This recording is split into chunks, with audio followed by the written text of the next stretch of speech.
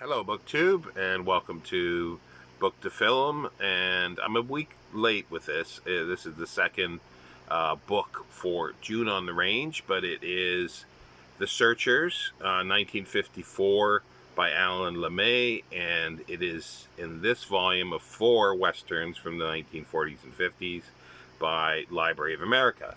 And 1956 film The Searchers, John Ford directing and starring John Wayne. Now, I'm going to do things slightly different. Normally, I would launch into sort of the book, but I want to talk just briefly about, hopefully briefly, about the historical basis for some of the story. Now, we go back to the 1830s, Texas. Now, in 1835, the Parker family, uh, the extended Parker, or part of the extended Parker family, settled around 200 miles from San Antonio. They built a stockade of 12-foot high wood fence with about 6 cabins, 40 men and women, children, um, and they were part of the Americans that were coming in to settle Texas. Now, but Texas at that time was more or less controlled, or wanted to be controlled back again, by the Mexicans. And in 1836, in March, at the beginning of March, the Battle of the Alamo happened, where Santa Anna from Mexico uh, uh, defeated the Alamo. And that scared not just the Parkers, but everyone, all the settlers. But the Parkers decided to leave because they were afraid. Uh, However, within about a month, Houston's army uh, conquered, or vanquished, Santa Anna. So the threat of Mexican sort of invasion and domination had ended, or so they thought. Um, but they felt safe enough to go back to their stockade, which they did, and that was sort of in April-ish, I think it was, of 1836, and it was just in time to start the spring crops, so they were doing that. So most were out farming, and in May, a Comanche raiding party came. The story here gets really hazy because it's gone into myth and legend and outright, fabrication at times. But as far as historians have been able to piece together, a small band of Comanche came. They first pretended to possibly say they needed some help, and then raided the stockade. 5 of the Parker family were killed, and a couple were taken as captive. One of the captives, which is the central character here, is Cynthia Ann Parker. She was 9 years old. Her grandfather was killed. I think her mother, or possibly aunt, were killed, presumably in front of her, but she was taken as captive. Now, as I say, the story, morphed into things that there were hundreds of Comanches, that they couldn't, vanquish them, to anywhere from maybe 10 or 12, like a small group. But regardless, she was taken captive. Now, her uncle, who spent basically 10 years searching for her, a lot of time by himself. He tried to get help from Texas and the Texas Rangers and Army. He did on a couple occasions, but he finally basically gave up. He couldn't find her. However, in the meantime, she was seen and known to be part of a Comanche group, and she was married to a Comanche chief that purportedly was in charge of the raid. But this is like 10, 15 years later. She eventually spent 24 years, 25 years with the Comanche, married to a Comanche chief, having 3 children, 2 sons, and a daughter. Now, we sort of speed up to around 1860, 1861, and the Texas Rangers are going in and they raid this Comanche village. It was sort of a temporary village setting up for the winter with processing buffalo hides and meat and everything for the river. Her husband, Cynthia Ann's husband, and children were off on a hunting party. So the Rangers come in and sort of slaughtered the group, and they only left a few alive. But they realized that she was white and she had a very young daughter sort of wrapped up in her clothing. So she was given back to her family, but she never wanted to stay. And by sort of, within 10 years, I think it was, her daughter had died and then she died. Meanwhile, her sons were out there, but one of them dies, but the second one, the oldest, I think it was Quanah Parker, or Quanah was his name. And but actually he had a different name, but the father changed his name because knowing that they'd be looking for him and looking for him as Cynthia Ann's son. So his name was changed to Quanah. So eventually his father dies. He becomes a sort of minor chief. And then we're now in the late 1860s to beginning of 1870s. Now at that time, so it's the Civil War is over. Ulysses S. Grant is president, and he has this whole plan, and he sends Sherman, and this is like Sherman's March, Sherman, out west to solve the Indian problem. Now, Sherman, with his, march to Atlanta, or march to the sea, sort of did a, raised earth, or, just destroyed, burnt everything so there would be no resources for the South. He used the same technique for the West, for the Indians. One of the things was to annihilate and decimate the buffalo, the bison, and huge bison hunts, like thousands and tens of thousands, millions were slaughtered, and it was to try to put pressure on the Indians, not just the Comanche, but all Indians that used the bison and other resources to squeeze them in such a way that they would give up and then be put on the Indian reservation or Indian territory, which became Oklahoma eventually.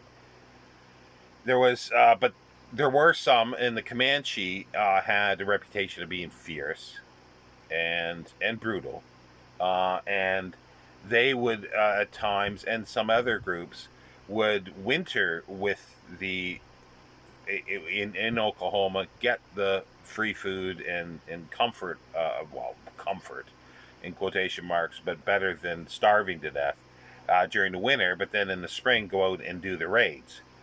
One last raid that Quanah Parker was on, it was called the Adobe Flats, I think it was.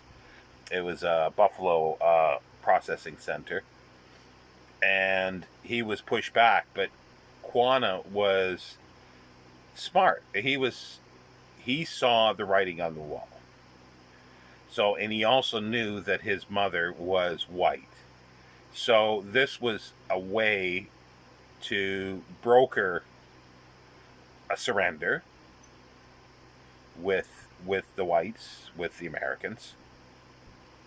So he used this to gain as much leverage for his people and other Indians, as it turned out. Yes, he probably feathered his own nest at times. He became a celebrity eventually, in the 1870s, 80s, and 90s. He lived till 1912, I think it was, or 1911. But on a reservation, but he was sort of revered in many ways. And that's sort of the story that the Searchers is based on, but more so not so much centered around Cynthia Ann. It was more the Alan LeMay was fascinating with her uncle spending a decade searching for her, mostly by himself. So he writes this book, and he changes a lot of stuff.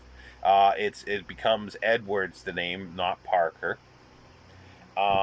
So it's basically uh, Amos Edwards is the uncle, and his brother's family is the mother of his niece, which is Deborah. And he comes back after being away quite a while, and there is a local cattle rustling happening with another family. So they go out to sort of catch the cattle rustlers. At the same time, there is a sort of step-nephew that he has that's been taken in by his brother's family, who had been, his brother found him as a baby almost, um, uh, a survivor of a Comanche raid on a homestead. And he's sort of an adult now, or late teens, like 18, 19 years old. So he goes out on this search for the cattle rustlers, but they soon find out that it was a feint, in a sense, by the Comanche to get them away from their farms, and they attacked Amos's brother's family. And it's quite brutal, the descriptions of the slaughter that was done. But Deborah, small girl, 11, I think she's 11 years old in the book, and her sister are taken as captives. So this is where we start the Searchers. And so Amos and his nephew search for, his nephew is Martin Pauley, search for Deborah.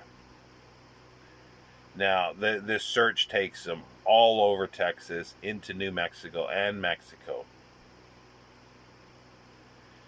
And they do get some help eventually by they're tracking down the Comanche that took her, and all the while Deborah is getting older, and it shows how that the characters that are searching for her, Martin still wants to find her, but Amos realizes that she is now of age and married, probably to a Comanche, and therefore her soul basically would be taken. So she is not a real white person and a real human anymore, according to his beliefs. So he's on a mission basically to find her and kill her. Martin doesn't want this, but he wants death to all Comanche. So Amos is insane in many ways, because he goes out and when they initially search for Deborah, there are the dead of Comanche that died from the raid, and they are left and buried. So Amos scalps the dead body, and grinds the scalp into the dust. Now, he says he's doing this because, according to the Comanche belief, if they don't have a scalp, they will have to wander between the four winds for the rest of their lives, their spirit. But it's a very brutal thing, and every time they do have incursions and fighting with the Comanche, he is very brutal. It's just, it's slaughter. It's slaughter back and forth, back and forth. The Comanche did this, so therefore he's doing it. If the years go by, and they finally do have, well, they do find her, and with a a chief, a Comanche chief called Scar, who has a big scar on his face, and they go in as Comancheros, as traders. Comancheros were Mexicans who traded with the Comanche and Indians. So they go in saying that they want to sell some rifles. Scar knows who he is, who they are. They've heard, they've been doing this for years and years. The stories have got around, and he's not flaunting it anymore. But he wants, sort of, if there is rifles, want rifles. So they escape, actually, just barely with their lives, and they do find out where they're holed up in this valley or canyon. So they go in with the Rangers, and then the cavalry, the American army, is coming as well. But the Rangers don't want the army in there because the Rangers want to slaughter them all. And basically, Amos wants to kill her. Martin doesn't, obviously, he still doesn't, but he wants death to all Comanche. But Amos gets badly wounded in his leg, so the final raid, Martin doesn't think he's going to be there, but he does. He sort of somehow gets on a horse and rides into the village, shooting and killing, and he thinks he sees a possible Indian woman that could be a Deborah. So he races to her.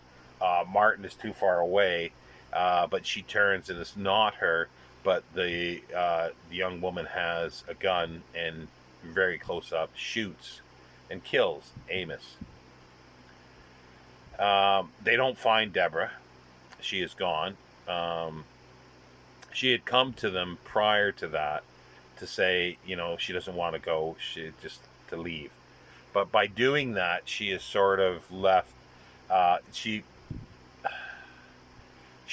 sort of opened up a can of worms, in a sense. She says she doesn't want to leave, but she's told by her uncle that the belt, or the belt buckle that Scar wears, is a belt buckle that was her parents, or her mother's or father's. Now, she doesn't believe this, but she does. Her uncle Amos says that it says something on the belt buckle to a gift type inscription, and it works on her, and she looks at this belt while Scar is sleeping, or she thinks he's sleeping, and there's some writing on it, so she sees this. So it sort of convinces her, because she's been told that Scar saved her from another Indian raid, another group of Indians that were raiding her family. That's the story that she's growing up with.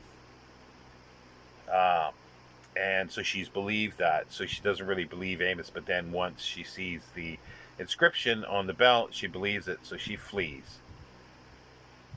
And that's why they couldn't find her. Martin isn't sure where she is, but he kind of thinks that where she might have fled to, and it's sort of like a desolate valley somewhere. So he does track her down. She's almost dead. It's getting cold at nighttime. She felt that she had, she can't go back to the whites, her family. She can't stay with the Indians. She has nowhere to live, so she'd be better off dead. So the book basically ends with her reconciling with Martin, her sort of brother, her stepbrother. And it's a weird type ending, in a sense, because Martin has no family anymore either. He doesn't fit in anywhere either, like her, because Amos, his uncle or step uncle, was the last connection. He's dead. He wanted to marry a young woman from another family, but she married somebody else because he's running around looking for Deborah. And no white people will reaccept Deborah anymore because she has had sex with an Indian. So therefore she has no soul, she is not human anymore. So the book sort of ends with them together. And possibly being a couple at the end. Like it's unsaid. But anyway, so then we got the movie. We've got John Ford coming in, and well, actually, Marion C. Cooper, which was his partner in the filmmaking business, buys the story and says of The Searchers and wants John Ford to make it. John Ford likes the idea of this story, and he goes in with Marion C. Cooper. They get money for it from a rich, the sort of the inheritor of the Vanderbilts. And this gets made, and he goes back to Monument Valley, where he started making, sound westerns with John Wayne, with the Stagecoach, back in 1939. Now, this is 1956 or 55 while they're doing this. John Wayne is the main character, and instead of Amos Edwards, he becomes Ethan Edwards. Apparently, they didn't want to call him Amos because of the Amos and Andy show that was popular on the radio. So he takes the name Ethan, which is actually in the book Martin Pauly's father's name. We find so they pull that. The script more or less is done by Frank S. Nugent, who was a film critic, and he did a lot of scripts, and Ford worked with this, and they changed things quite a bit. They kept the brutalization in of the Indians, but also made Ethan's character, John Wayne's character, very dark. He's clearly racist. Like the first time we see him, well, we don't really know who he is. He comes like this very beautiful opening scene where the door gets opened of the house, and it's black silhouetted interior, and then the white outside, and the Martha, his Ethan's sister-in-law, comes out onto the sort of veranda porch area and sees someone riding in, which is John Wayne, Ethan. And he's wearing his Civil War, because he was part of the South. But this is 3 years after Civil War, so they've moved. It's no longer the original story in the 1830s. This is post Civil War, and this is 1868 Texas.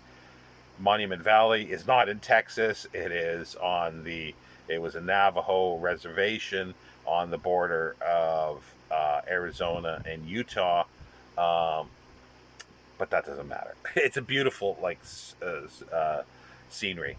But anyway, he comes in. So he comes in to the picture, and he's still wearing his they call it Johnny Reb coat, his southern coat, and he still has his saber. So it sort of shows that he never surrendered. But this is 3 years later. What has he been doing? They haven't seen him. So he goes in, and he's accepted back with his family. And in the book, it's quite clear that he was in love with Martha. And it's like you're hit over the head with a sledgehammer, told that jarringly. In the film, it's a little better. It's done by looks between the two of them, that there's something going on there, but it's never verbalized. It's just by looks. So his brother, they want to know what he's done, in the last 3 years. He doesn't really say what he's done. They thought that he might have been in California, but he's never been in California. And then, he's sitting down to dinner, and his nephew, the Martin Pauly, comes in, and he sort of, you can see on the look of his face that he doesn't really like he's dark. And they've changed Martin's character to say he's 1/8 uh, Comanche no, well, 1/8 native. So, and Ethan says, well, you could pass for a half breed. Very, very judgmental, and he doesn't sort of trust him because he doesn't.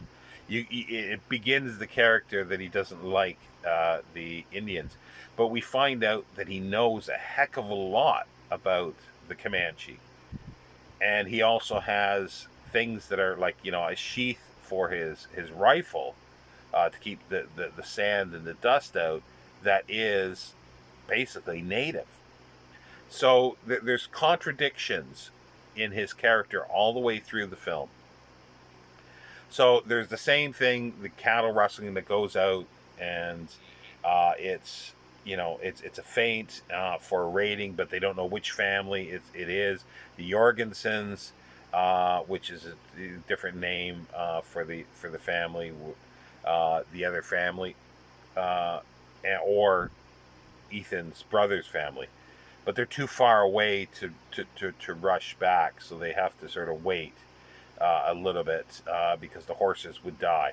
Martin rides off anyway, and there's one of the great sort of close-ups onto John Wayne where he's wiping down the sweat off his horse after he takes the saddle off, and he sort of looks off, stares off. He knows what if the Comanche go, or the Indians go, and Comanche go to hit that farm, he knows what's going to happen and what can happen.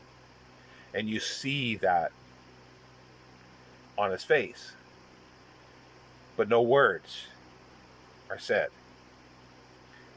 Don't need to. So eventually they get back, and yes, in the book it's very graphic. Martha's body is found nude out front. One of her arms are cut off. It's very graphic. In the film, it's done a lot better. The burning house, and he's calling Ethan, John Wayne's character, is calling for Martha.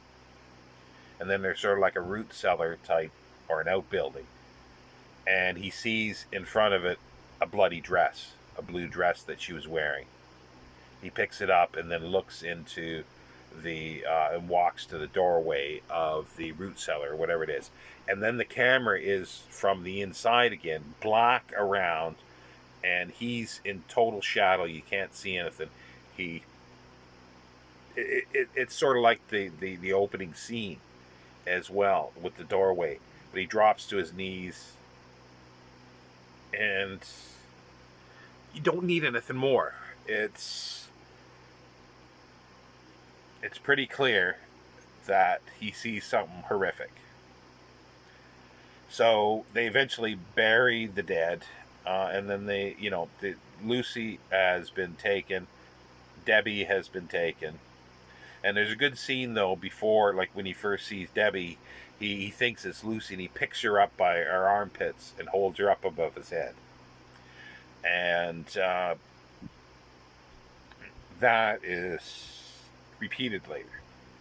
But we go through and we were shown the brutality of Ethan and his racism, where they find a dead Comanche under a rock that his brother had killed, so they bury him. And he, instead of scalps him, he shoots his eyes out. And the story is that, well, because they can't see, they got to wander. There's a bit of a mistake there with the thing, because when they lift the rock, the person pretending to be dead, you can see him breathing. His stomach is going up and down for a few seconds. So, oops. But okay, you overlook that. So they do find the Comanche, but then they get pushed back because the Comanche come after him. They double back and come after him. And they realize that they're too many, there's too many Comanche, there's not enough of them, or there's too many of them. And there's a reverend who's also captain of the Rangers, that's played by Ward Bond. Ward Bond is a fabulous actor, and he's really good in this. But he's a reverend, he's a preacher, but also he's shooting, and killing. It sort of reminds me, because he gives one wounded guy a Bible and says, "This will give you comfort," and stuff like this. And it sort of reminds me of that song in the Second World War, uh, you know, praise the Lord, pass the ammunition. And it also shows a lot, like it mirrors sort of American history, where Christians were the white people, obviously, that they say they were God fearing and religious, but going out and wanting to exterminate and kill the Indians. So that's showing, and there's that dichotomy, and that's what I'm saying. That it's ambiguous. The characters are ambiguous.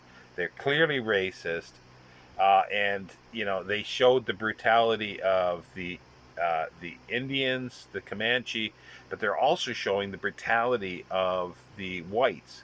And this is even later put into the story, where usually in films and in John Ford films, when you hear the bugle call of the cavalry, it's like, oh, the good guys are here and they're going to save the day. He turns that on its head a little bit, because they hear this, but then they go into a village. Martin and Ethan and Martin go into a village that's been slaughtered.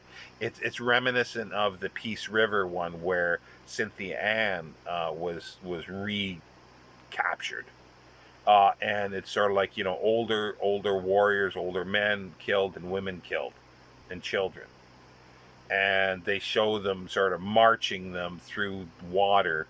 This is wintertime into a fort. Um, and so he turns this on its head. John Ford does, and at that point too, you've got, because you've created a character here, of not created, but you had one character of a female Comanche, who Martin accidentally buys. He didn't think he bought her as a wife, and they treated her badly. And it's a weird thing is with John Ford's humor, corny humor, and racist humor in a little bit with this. But you get Ethan, you realize that there's a softness to him, because he even though he sees the he feels bad about the slaughter and everything too. But anyway, they go into to the fort, and they look at, because there were some white women that were recaptured, and there is a fabulous close up. There's not many close ups in this film, but there's a close up of John Wayne after they see 3 or 4 women that have been captured by the Comanche. They're dazed, possibly insane, and one cackles, and he stops and turns, and his hat shadows his eyes, but it's focused in on, and it's sort of possibly the time where he realizes that if he finds Debbie, he's going to kill her. It is, the look on his face is ambiguous too, because it just, like he just showed, remorse, sort of, because of the death of these women, Comanche women and children and everything in this village. Is this a change? But then, again, it's ambiguous. It's he's dark, but it's unclear. Everything, and but anyway, they eventually find her. Not like the book, and the ending's different. He does relent. They chase her. They do a raid on the village where they find out where she is. This is now like, she's like, she's a young woman, and she is married to the to Scar, the one that captured her. And they do rescue her. They go in and slaughter the village basically. Martin goes in first of all to try, because they're gonna make a raid on the village, and Ethan says, Martin says, they'll kill her, and Ethan says, I'm counting on it. Now, it's sort of like, is he softening a little bit because he doesn't want to do it himself? Or is it just, still part of his racism? It's ambiguous. And so Martin goes in and he kills Scar. So they come raiding in the village. Um, Ethan's character, John Wayne's character, Ethan, finds Scar, scalps him. He's dead. Like, Scar is already dead, but he scalps his dead body. And then he goes out and he sees Debbie running off, so he chases her on horseback, and then grabs her when he corners her. Grabs her under her armpits again and picks her up.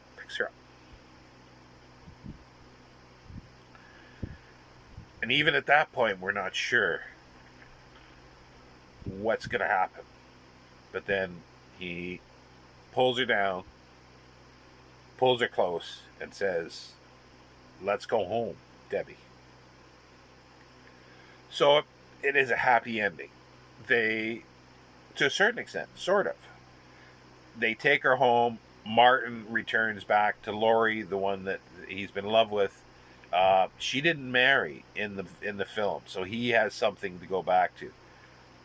Ethan's character, John Wayne's character, Amos in the book, Ethan in the film, is not killed. He rescues Debbie, but it's got a very good ending too. Like the way it begins out of the doorway and him coming towards the door. This one is from the inside again, and he's walking away. Everybody else has gone into home and family. He has no place there. So he's like the Comanche that he says will wander. He's to wander. And there's even the song that was written for it. The film, What Makes a Man Wander. And then the door closes. End the film. Before that, there's a neat little but a neat little homage that John Wayne does to Harry Carey, which was a actor, one of John Ford's sort of main Western actor during Silence, and he would always stand with sort of his left hand on the elbow of his right arm, and he did that as homage. Harry Carey's widow, who he had died a few years before, played Mrs. Jorgensen, and she was off screen, and his son, Harry Carey's son, was Brad, who was in love with Lucy. But yeah, but the thing, like, I think it's a wonderful film. It's a film that was misunderstood. I think at the time it was a hit, but it's misunderstood. People say that John Ford's racist, that the film's racist, the characters are racist. Yes, there is no good character in this film really at all, except it's maybe the child, and a couple of the others. But it actually mirrors so well sort of the beliefs of the time, because it's not just Ethan that says this. Laurie says something that, what Ethan will do is put a bullet in her. She's been, with Indians, a buck, and Ethan will put a bullet in her brain, just like her mother would want. Martin doesn't believe this, and but it's the prevailing attitude at the time, and it's like all the way through American history, I think, anyway, is that the Christians, the whites, were better than the Indians, and in the 50s, that view, see, that wasn't really, you know, all this stuff, all these subtleties. I don't think were seen in the film because people see it as a heroic thing, and him getting John Wayne getting back at the bad Indians. And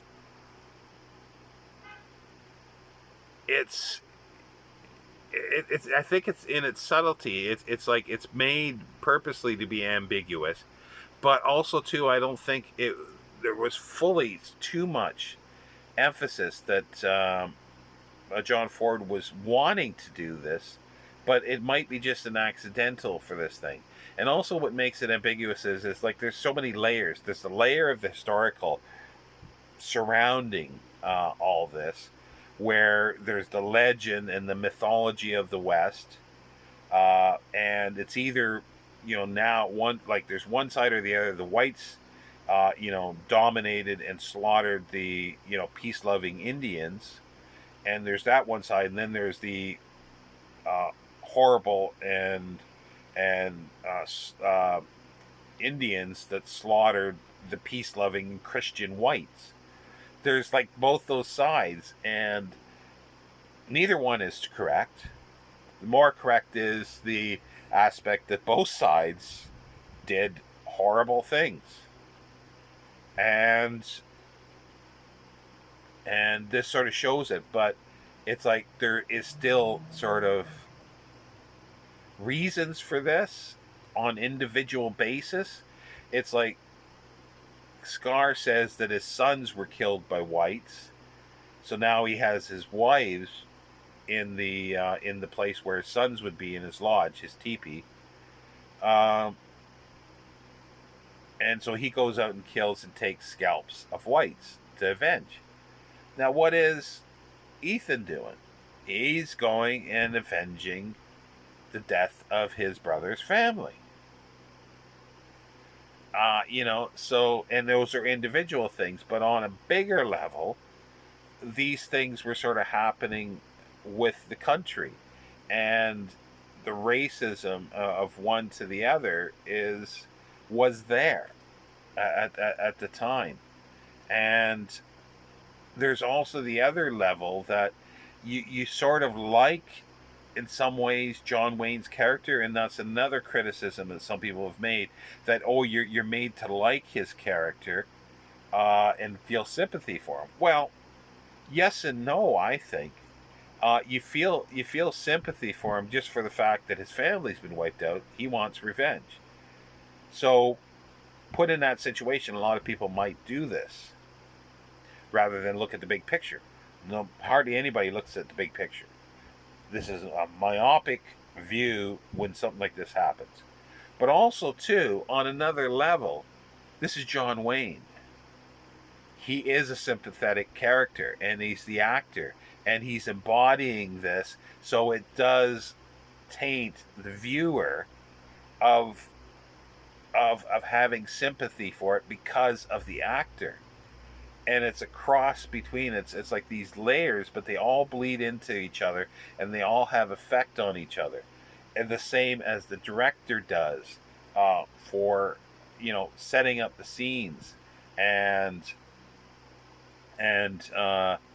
telling the story, which can twist the view of the viewer.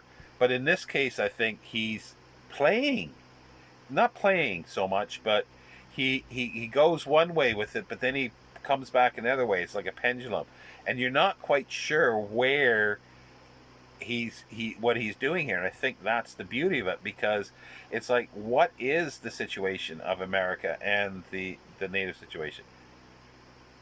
like it's bad. But when you start analyzing the layers of it and talking about individuals, it's different than the whole picture. And the same as this picture, the film, the individual parts, you can then see little things that sway your emotions or your viewpoint to one way, but then you look at the bigger picture, it changes that. And that's where these things, I think, in this film works so well, whether purposely or accidental at times. Like, I think sometimes accident, because that's the one thing that John Ford talks about, that sometimes the best things are accidents that happen in the filming. Like, things that go wrong, but they actually work better and they tell something bigger. And there's just, but it's just going back to like the filming. The setting is so great. The with the backdrop of Monument Valley, and there's one scene of sort of dust. The sun is going down, and the horses is Ethan and Marty that are riding, and with a pack horse across sort of a higher hill, but they're silhouetted in black and the sun's behind and it's all yellow, and it's just a beautiful, beautiful scene. And the sparse close-ups, the ability to have sort of a medium shot, and you don't need to have the close-ups because you can see each person, and that's the VistaVision, the extremely wide screen, and the detail that you get for depth as well for this film. So you don't need the close-ups. You can see things that are happening at the same time, the look on their faces. And this is all sort of the mechanics of it, but it just makes it beautiful. And there are sort of the corny humor that's in it at times, but John Ford always wanted, when he has the high drama, he wants things to uh, break up it, and then you get the intensity, and then you break it up with humor.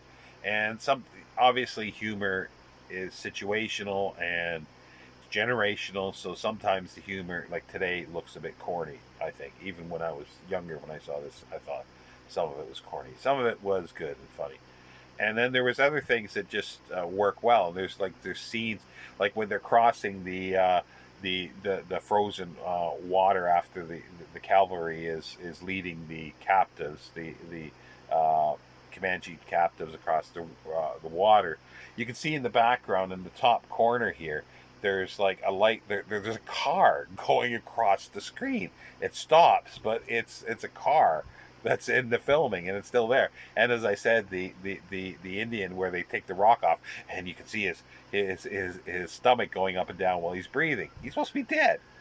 And then there's a couple other things that are kind of interesting, where they're getting their first, where Scar comes back after them, and they're crossing the Indians are crossing the river. The camera sort of jumps up a little bit, and that was a mistake, but that was kept in, and it sort of works. Um, and at the same time, it's like there's a scene where John Wayne throws Ward Bond, the Captain Clayton, a gun, and then Ward Bond Clayton takes off his top hat and throws it like that, and it hits John Wayne in sort of midriff, and it's sort of the look on, like, when I ever first saw that, I go, that's an odd reaction that John Wayne had to that. What it was it wasn't planned. Ward Bond did this, and it's like John Wayne sort of looks at him sort of comically, and and it's just, but it's a neat little scene, and it just there's so many of them throughout. Uh, so I think again, I just want to end because, well, it's 50 minutes. I could go on and talk about this film so much, and just one things that are a good book is the BFI Classic by Edward Boscombe, and another fabulous one that goes into the history of Cynthia Ann Parker and so forth. Glenn Frankel's The Searchers, Making of an American Legend. It's by Bloomsbury, 2013. Fabulous book. I do have other ones. Are another book on on The Searchers. I never got around to reading it. It's essays. It just, like I say, I've gone 50 minutes now, and there's just so much that I could talk about this film. And the film that I have here, the Blu-ray, has good commentary by Peter Bogdanovich.